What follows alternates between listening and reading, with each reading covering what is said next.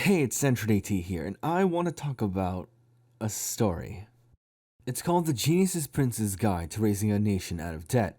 Hey, how about treason? To be completely frank with you, I was going to make a video on this a lot earlier, but it turns out I am incredibly petty. You see, this story has an anime, so I decided to check it out, cause I'm a fan, right? But it turns out the first scene is a bit different. So I might spend a majority of this video talking about the differences and why it ticked me off so much. I will talk about what I like about this story overall though, so don't worry about that. Now back to my complaints. Yay. So the anime starts off with the prince talking to 4 officials in a room. There's little to no movement, and it turns out that the 4 officials are pretty much sucking the prince off. And we are brought with the fact that the emperor is dead, which is happens slightly later in the story, and I will explain why that matters. But first, this is how the story actually starts, and like the manga and the light novel, okay? So the story starts off with 2 people talking in the palace. One is a military officer and the other is a civil official. These are people who have known each other for a while. They aren't super high ranking in the grand scheme of things, they are just normal citizens voicing their concerns about the nation. They bring up some really interesting information. Their king is ill, the empire's emperor is collapsed, and there's talks of revolts within their people. Overall, things just don't look very good for Natra, and what they want right now is some kind of beacon of hope, some salvation. And what did you know? As they were talking, someone is walking by. Good morning, Prince Wine. Good morning, Prince Wine. Good morning. What's wrong? You two don't look well. Forgive us. We heard the king wasn't doing well, so... Paul? The weapons you polish are always beautiful. Yes? I know you've been working diligently, even under a current predicament. To solve a big problem, you must first have the competence to solve the smaller ones. Things will definitely change as we conquer those smaller problems one at a time. I know you've been working well, but make sure to wind down so what happens to my father doesn't happen to you. Yes. What a man. Not only does he remember the names of all his subordinates, he even goes to check their work. Natra will definitely be saved under Princess Wine's rule. Yes, let's support him. With that one interaction, it makes Wine seem like a pretty good guy, you know? It shows how Wine could actually be a beacon of hope. Well, in the anime, they kind of just already see him as a beacon of hope. He doesn't really do much but say things, right? And just pay attention to his audience, his vassals. He's kind of just doing what a good, responsible member of royalty does.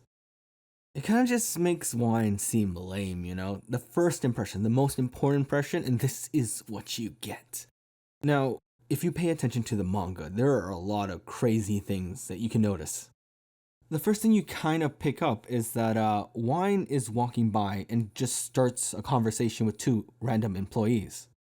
He could have easily just said hello and walked by, but he didn't. He knows the name of this random military officer and knows what he does. And you might ask, oh, he's probably someone important, but then if you follow the story long enough, you'll know that he knows every name of everyone who works at the palace and all his soldiers. There are a lot of little things that he does, and it's crazy. And with this one interaction, it makes total sense why people would support the prince. It's a completely different question on whether the prince wants to be this beacon of hope. Now, the anime paints a okay impression of the prince, but it just lacks the manga charm. So Wine is sitting in his office and is about to start his work. Nim, today's agenda once more. This morning you'll verify the written reports and make decisions based on the statement letters. You'll hold a meeting during lunch, and in the afternoon you'll have a conference with the Empire's ambassador. So, no one will come here in the morning? Yes. Is that so? Call me a traitor and get me the hell out of here! Conquer the smaller problems one at a time? My ass, there are too many. I lied. I can't. There you go again. You really let yourself go when no one's watching. Strain up a little. Doesn't Miss Nim, the honest student, know it too? That this country is as broke as it gets. Big deal. We're only lacking a bit in population, resources, and soldiers, right? Not just a bit. I'll never be able to live a carefree life in this country. Won't you be able to do that by solving the smaller problems first? All good. Next. Did you really read it? Yeah, I did super hard. It said your weight has gone up. Ow! Why'd you go straight for the joke? My weight hasn't gone up, by the way. Oh, let's not kid ourselves, Nim. Did you think I wouldn't notice how the sounds of your footsteps have changed? Your body, lacking in curves, definitely gained over 600 grams compared to last week! Hey, idiot, stop! My arm can't bend that much! Ah! Want to keep checking how far your joint can bend, or would you rather concentrate on your work?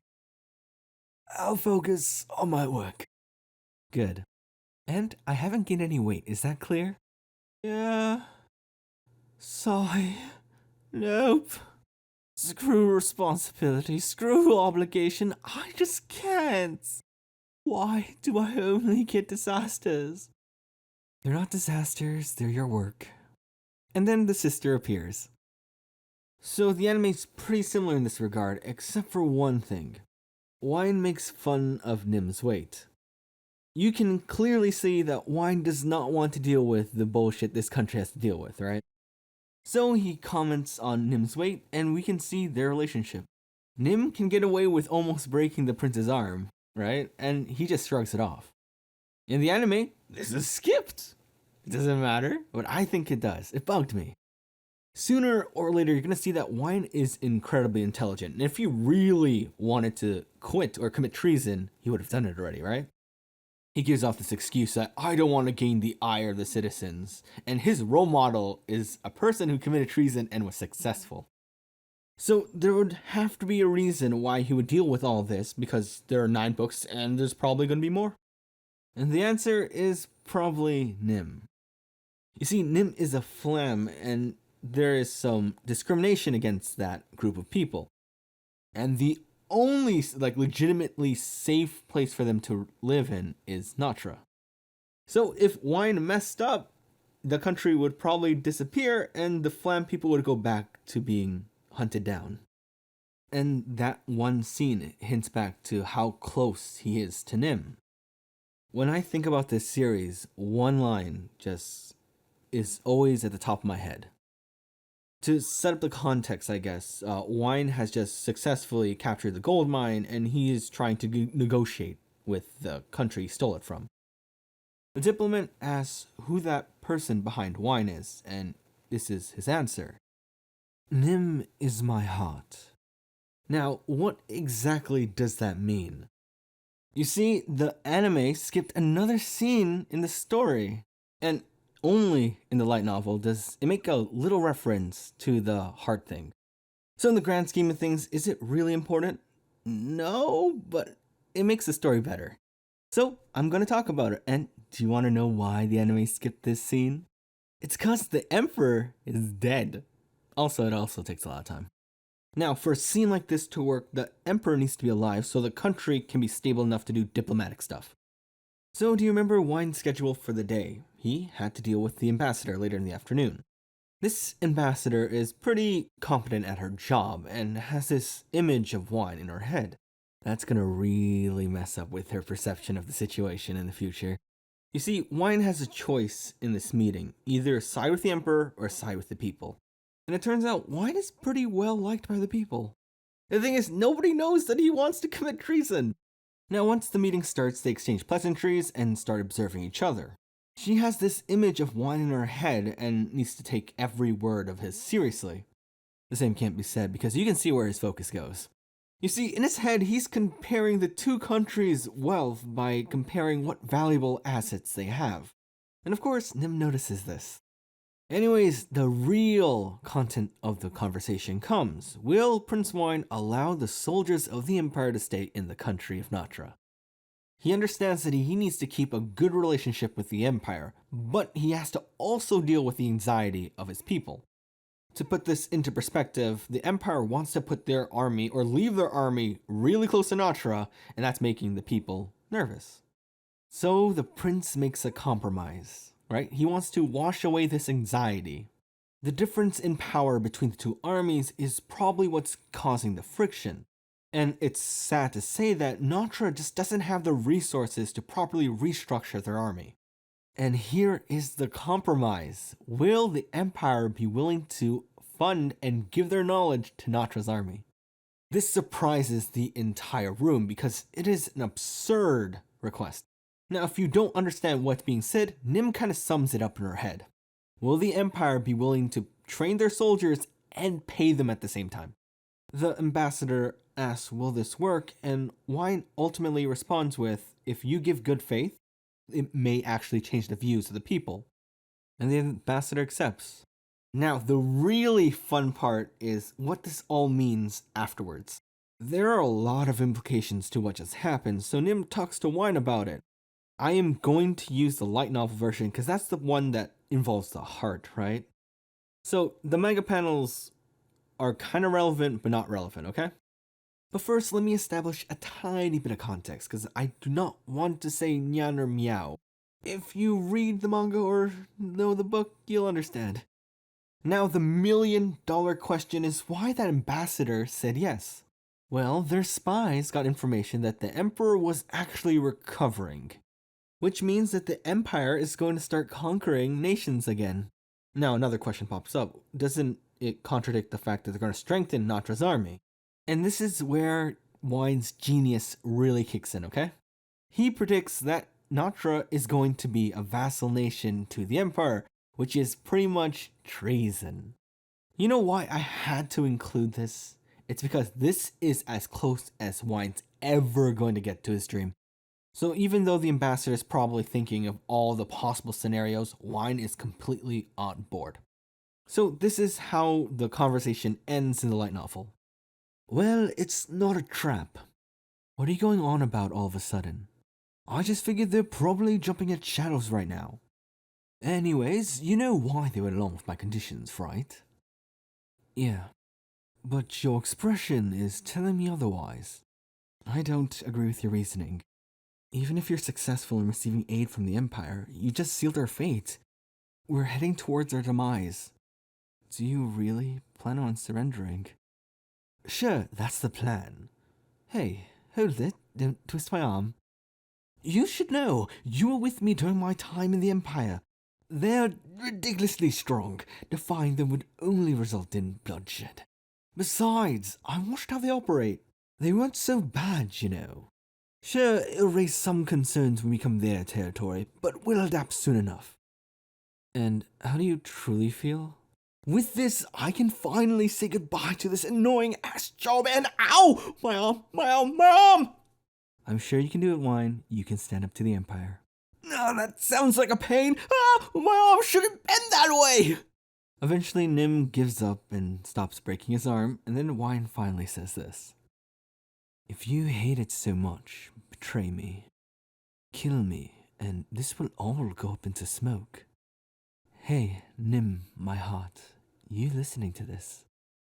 You know your heart wouldn't do that to you. Oh, don't sulk now. I get you're feeling reluctant, but all countries disappear sooner or later. We just happen to be next in line. Will our troops really accept this? I'm sure they'll be upset at first, but we'll convince them that we're just biding our time to plan a counterattack or something. And once they see the Empire's strength for themselves, I'm sure their urge to revolt will subside. And when the time finally comes, they'll be ready to pledge allegiance to the Empire, and all our government positions will be reassigned, allowing me to take my money and live the good life. It's the perfect plan if I do say so myself. I hope it fails. Don't you know, schemes are my forte, just you wait. Also, you're forgetting something, Nim. Meow. Good girl. For some reason, I just really like this conversation. It kind of shows Wine off in the best way that demonstrates his character. Remember, Wine is trying to do something really scummy. He's trying to sell off his country. And the worst part about it is that everything he says and does makes perfect sense. Did you notice that in the conversation, Nim slowly has less and less to say? Her talking points are mainly about how she feels or how others will react to his actions. But when you really think about what Wine is saying, it is probably the best option he has. Natra is a small kingdom, but it holds significant strategic value on the continent. So conquering Natra isn't a question, it is an eventuality. So Wine has two options in this situation. He can either go down kicking and screaming and lose everything, because he will lose, or he could try to milk the Empire as much as possible while Natra is independent. So even though the Empire looks like it's making a loss by paying to upgrade Natra's army, they're going to win the eventual war because Natra will be incorporated into the Empire. It seems like a pretty flawless plan, but there is one critical detail in this entire situation that can doom this plan. And you know what? This is probably the reason why the anime skipped this scene altogether.